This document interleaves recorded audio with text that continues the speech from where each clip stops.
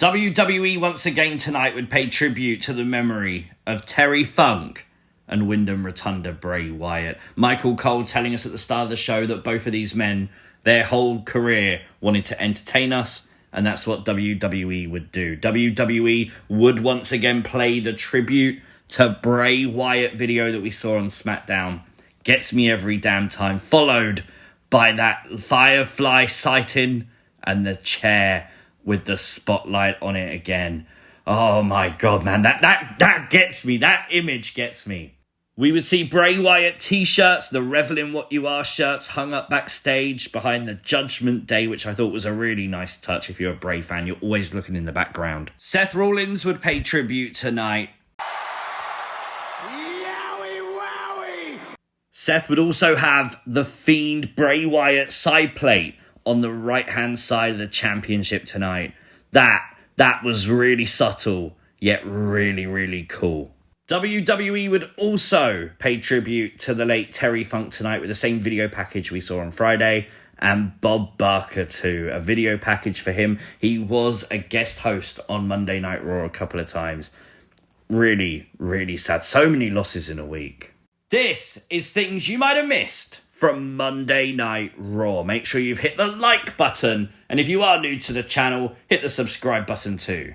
LA Knight, no, it was The Miz dressed as LA Knight on Monday Night Raw this week. And this sort of took me back to when Miz did this for The Rock. Of course, Miz coming out, cutting a promo as LA Knight, mocking LA Knight.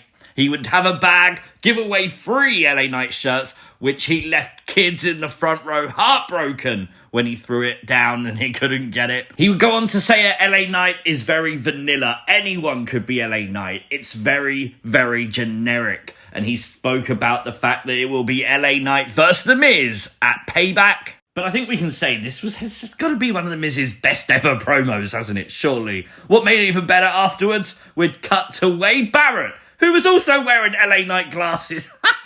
Sami Zayn would kick off tonight's show, taking on Damian Priest from the Judgment Day. And we found out at Payback it will be the undisputed WWE Tag Team Championships defended as KO and Sami take on Finn and Damian Priest. Got to mention that downward spiral right onto the announce table. That looked absolutely brutal by Damian Priest. He needs to do that more often, seriously. The match would be over, though, with the involvement of JD McDonough helping Damian Priest to win. Things weren't rosy, as Damian would push JD on his ass, and then he just walked away from JD McDonough, allowing Kevin Owens and Sami Zayn to get some retribution. Is this one of the reasons the Judgment Day could break up Saturday at Payback? Damian not helping Finn's best friend? Gunther would confirm that next week it will be him versus Chad Gable once again for the Intercontinental title after Chad defeated him last week via countout. But all this entire segment, all I was thinking is, I need to find someone that looks at me the way Ludwig Kaiser looks at Gunther. Applications in the comments section down below, please. Extra points will be given to people that look like Maxine Dupree. Have the match between Chad Gable and Ludwig Kaiser that ended in a disqualification, and then we got the Imperium beatdown of Chad Gable ahead of next week. There's been some massive news today about John Cena. We know he's coming to Smackdown this Friday night, but John Cena will also be at WWE another 7 nights, 8 nights in total. Look at those dates. If you can go, it's definitely worth it. Jerry the King Lawler would return to WWE Raw in a digital exclusive. During the commercial break, the King made his return in his hometown. Honestly, makes a lot of sense. Very cool to see Jerry Lawler looking so good. McRiddle! That's a thing, apparently. Drew McIntyre!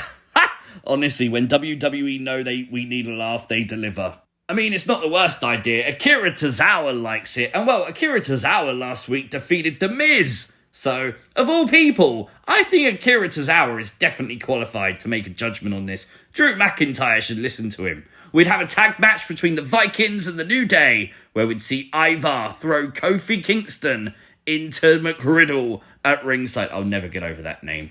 Drew would then throw chairs everywhere. He was pissed, man. He threw one right at Xavier Woods, right in his head, allowing the Viking Raiders to pick up a win on Raw. Much needed for them. Obviously, this was a big thing, though, because Drew throwing it at Xavier, it's like everything Drew McIntyre tries to do goes wrong. This has to be the catalyst. This has to be the storyline to turn Drew heel, surely. Seth Rollins would talk about Shinsuke Nakamura tonight, and during it we would have Nakamura cut another promo. Very intense, talking about how he's going to make sure Seth doesn't walk his daughter down the aisle. He's going to break Seth Rollins. Seth would then go and say what happened to the Nakamura who headlined the Tokyo Dome. What happened to the Nakamura who came into NXT, and Nakamura attacked Seth from behind. I love that because this whole thing with Nakamura was warning Seth to watch your back, and he attacked him from behind. WWE has a collaboration with the NFL, and your favourite National Football League teams have their own replica championship belts available now on WWE Shop and on the NFL sites too. Very, very cool. I wanted to include this because I think we can all use a laugh. A fan at a WWE live event took a sign saying Austin Theory pees sitting down and got it right in his face. Love that. Tommaso Ciampa would defeat Bronson Reed tonight. Nice shocking win there for Ciampa. Ciampa, for those asking, is still doing the missing Johnny Gargano stuff on social media. Very, very interesting there. Gotta still say, I say every week, I really hope it is coming to a DIY reunion. Tiffany Stratton was shown in the WWE audience this week. Of course, the NXT Women's Champion was shown just as Rhea Ripley and Dirty Dom would take the ring. However, not for long, as Raquel Rodriguez would come out and overpower Rhea Ripley, sending Rhea to the outside. Raquel standing tall before their giant clash at Payback this Saturday night. It was Falls Count Anywhere for the main event as Becky Lynch took on Zoey Stark. And the placement of this match was perfect because they just played the Terry Funk tribute video. And this match, Falls Count Anywhere, well, it's hardcore. After what would be a very brutal match, especially for WWE, Zoey Stark would accidentally push Trish off the platform they was on, allowing Becky Lynch to hit the manhandle slam to Zoey off the platform to the concrete, and then pick up the dub. This gets me hyped, man. This main event was really, really good. Now, honestly, I'm not going to rate the show tonight. Obviously, WWE still paying tributes. I don't feel like it's fair to rate the actual show they put on, but it was a good show nonetheless. Make sure you are subscribed to the channel. Turn on those channel notifications. You'll never miss another upload. We'll be back for Friday and for Saturday for Payback. See you then. Peace!